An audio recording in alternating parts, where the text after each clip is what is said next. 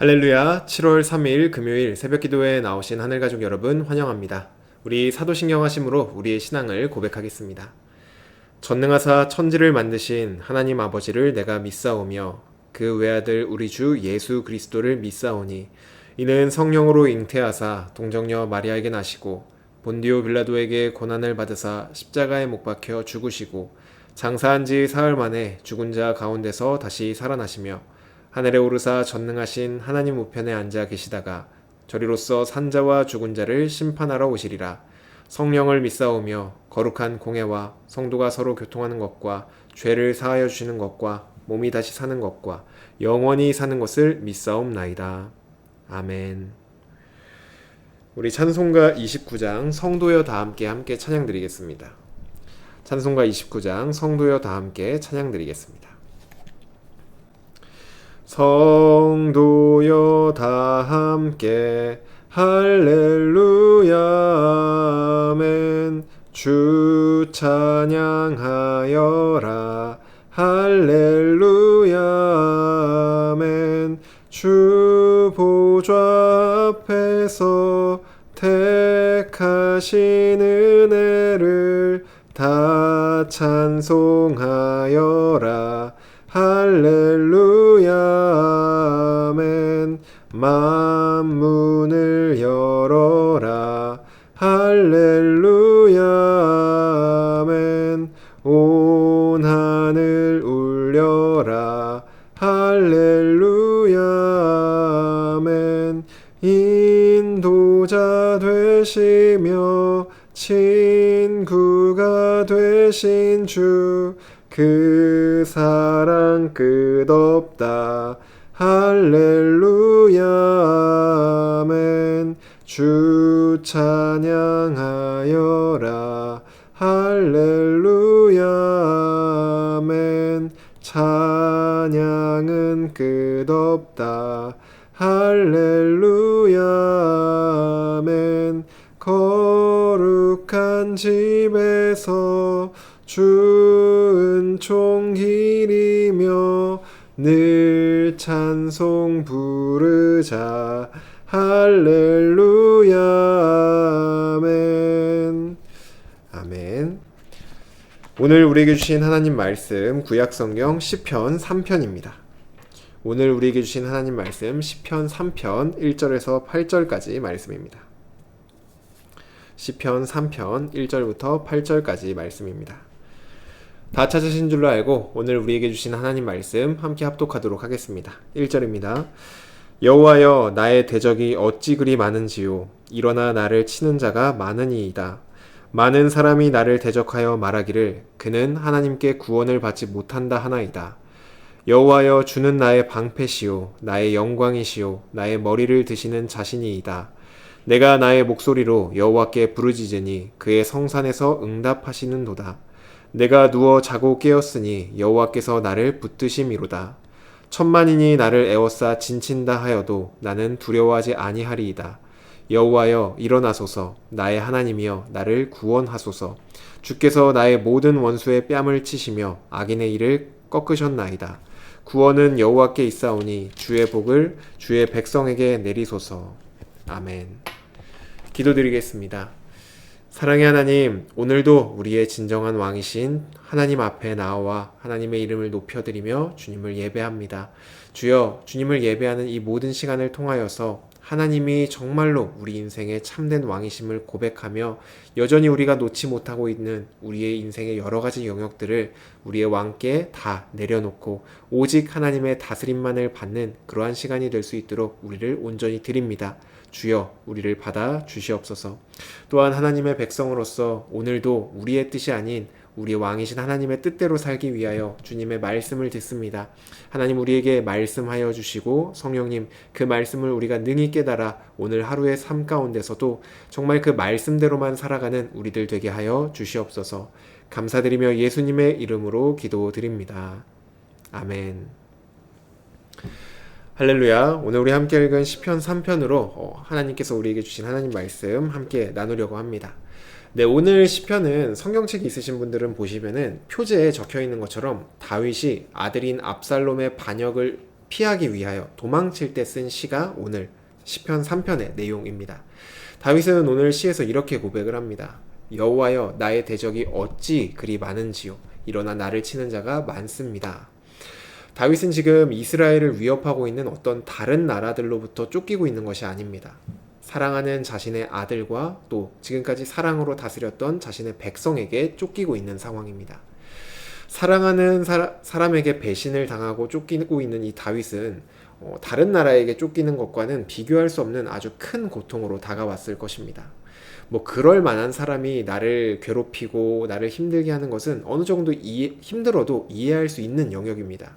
하지만 내가 사랑했고 잘해주었던 사람이 나를 쫓는 것은 육체적으로 아주 힘들지만 무엇보다 마음이 무너져 내리는 그런 상황이었던 것이죠. 우리도 때로는 가까운 사람들, 또 내가 사랑하는 사람들로 인하여서 힘듦을 겪을 때가 있습니다. 내 마음을 이해해주지 못하는 것 같기도 하고 또 내가 무엇을 바라면서 사랑한 것은 아니었지만 그 사랑이 무색하게 돌아올 때 우리 마음에 큰 낙심이 되죠. 물론 나와 가까운 사람만이 나에게 이런 낙심을 주는 것은 아닙니다. 나에게 일어나는 수많은 일들도 나를 힘들게 하고 또 속상하게 만들기도 합니다. 그런데 이때 우리를 더욱 힘들게 하는 것이 무엇이냐 하면은 우리 속에서 들려오는 정죄의 목소리입니다. 2절을 보시면 다윗은 자신을 향하여서 하나님께 버림을 받은 사람이다. 하나님께 구원을 받지 못할 것이다. 이건 하나님이 내리신 심판이다. 이렇게 수군거리는 소리를 들었습니다. 다윗도 이 소리를 듣고 생각해 보았을 것입니다. 내가 정말로 잘못해서 하나님께서 나를 이렇게 치신 것인가? 이런 고민을 했겠죠. 우리도 그렇습니다. 관계가 틀어지고 어떤 문제가 발생했을 때 사탄이 우리에게 계속해서 이렇게 속삭이죠. 네가 평소에 거룩하게 살지 않아서 그래. 하나님한테 너가 지금 벌을 받는 거야. 하나님도 이건 못 도와줘. 이런 식으로 우리에게 계속해서 속삭입니다.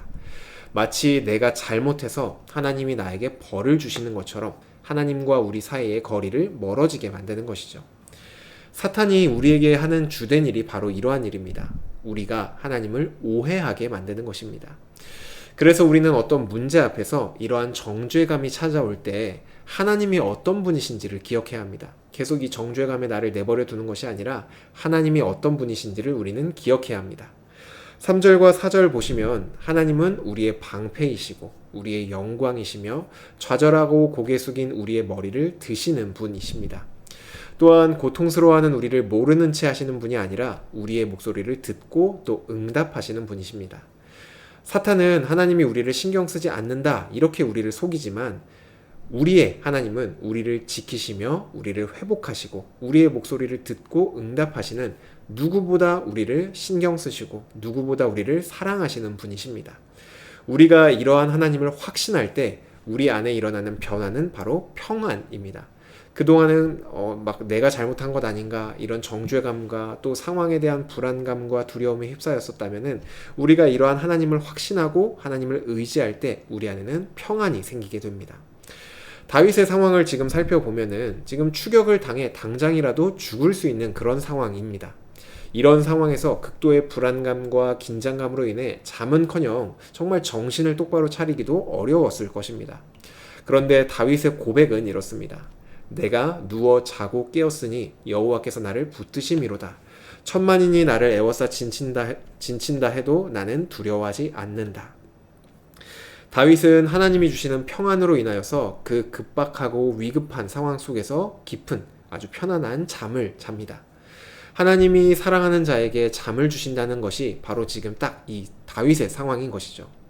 위협이 다가오지만 하나님께서 함께 하시기 때문에 어떤 상황에서도 두렵지 않고 평안을 누리며 잠에 든다는 것입니다.